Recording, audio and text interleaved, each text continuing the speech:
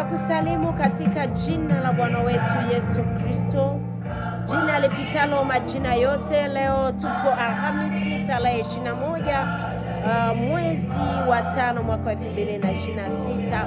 Ninamshukuru Mungu kwa maana amenipa neema na kibali tena kuonekana. Namshukuru Mungu pia kwa sababu ya wewe ambaye unafuatilia video.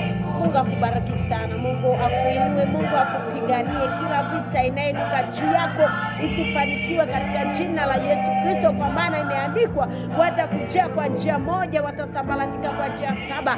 Acha maadui zako, acha kila inainuka juu yako akasambaratike.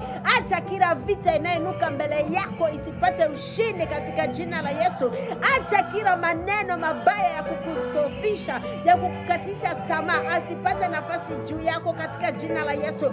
Acha kila vita yoyote, iwe ya magonjwa, iwe ya kutegeshewa, kuharibikiwa, aibu, isikupate katika jina la Yesu Kristo. Ulinzi wa kimungu we juu yako, neema ya Mungu iwe juu yako, kufanikiwa kuwe juu yako, kukubarika kuwe juu yako, uponyaji uwe juu yako, kuinuliwa kuwe juu yako, mema yote yawe juu yako katika jina la Bwana wetu Yesu Kristo, kwa sababu neno la Bwana linasema ya kwamba katika Yeremia ile 29 mstari wa 11 ya kwamba Bwana anatuazia mema siku zote. Haleluya! Bwana anakuazia mema, Bwana ana mawazo mazuri juu yako. Na mimi natamka baraka za kimungu zisiwe juu yako, baraka ndani ya Bwana wetu Yesu Kristo ziwe juu yako katika jina la Yesu Kristo, mwana wa Mungu aliye hai.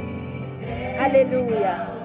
Yes, namshukuru Mungu. Neno la Bwana nasema katika Zaburi 139, neno la Bwana nasema hivi, tuangalie kwenye mstari wa Zaburi, inaanza mstari wa kwanza, ina mistari mingi, ina mistari 24 kuanzia mstari wa kwanza mpaka 24, lakini nataka tuangalie kuanzia mstari wa 13. Neno la Bwana nasemaje? Maana wewe ndiwe uliyeniumba mtima wangu, uliniunga tumboni mwa mama yangu. Nitakushukuru kwa kuwa nimeumbwa kwa jinsi ya ajabu ya kutisha.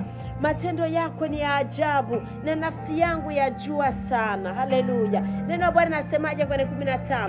Mifupa yangu haikusitilika kwako, nilipoumbwa kwa sile, nilipoungwa kwa ustadi pande za chini za nchi. Haleluya!